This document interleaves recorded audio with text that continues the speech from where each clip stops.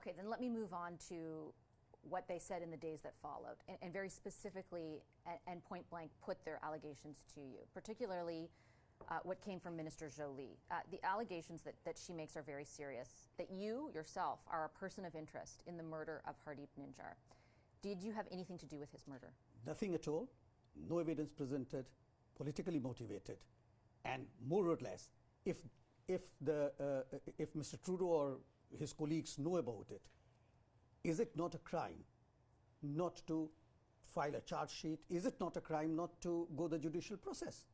But I mean, you're a person of interest. You haven't been accused of anything. They would like to ask you questions and therefore asked for you or your government to waive your diplomatic immunity so those questions could be asked. You would not do that. Wesley, on what basis? They should, if you are a defendant, for an example, which I'm not, then you will be shared with the evidence on the basis of which anything can take place. And that happens even if you have been caught for a petty crime. Well, actually, the RCMP here, or policing forces, can say they have evidence. They would like to ask you questions. They don't have to show that evidence right away. In the courts, if they charged you, for sure they would have to provide the evidence in order to get to a conviction. If I'm going for an interrogation, I need to know what I'm interrogated for.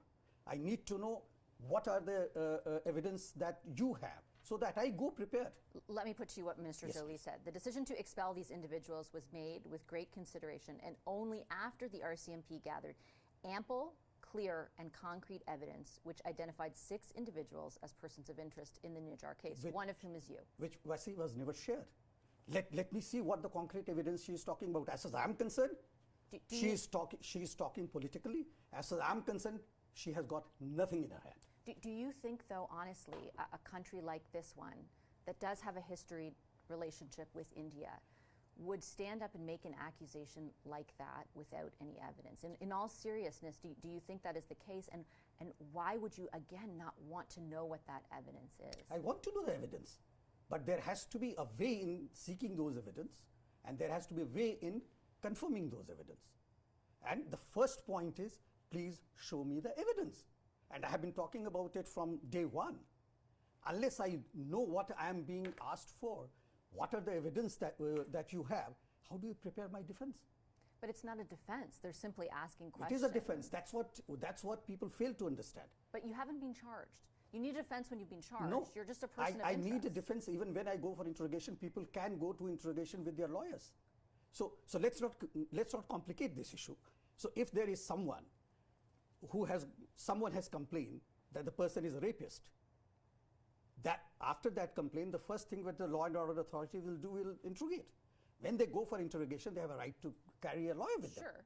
So did anyone deny you that right? I mean, they just asked that you waive. They didn't even share why I am a person of interest.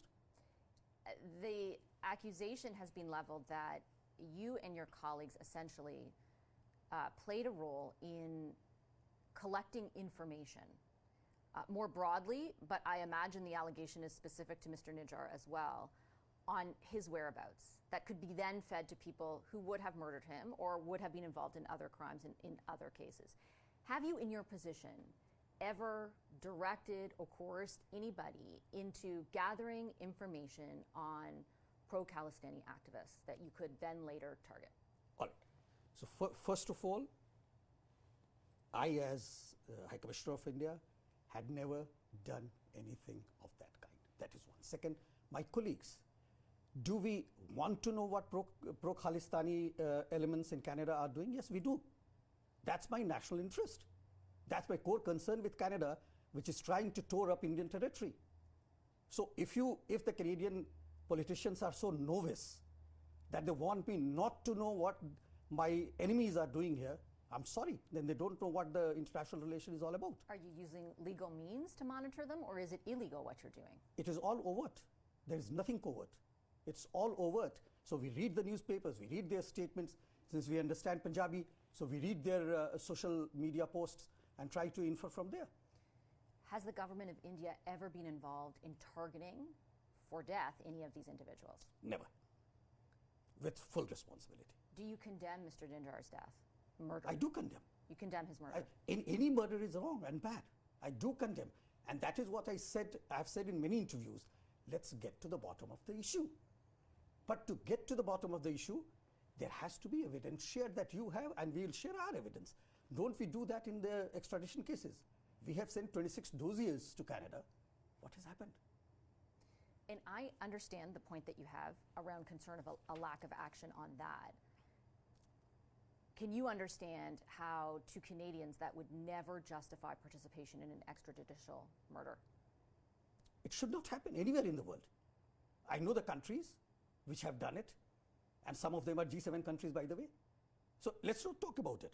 There should not be double standards. So as far as we are concerned, the largest democracy in the world, we are committed not to do extrajudicial killings on any territory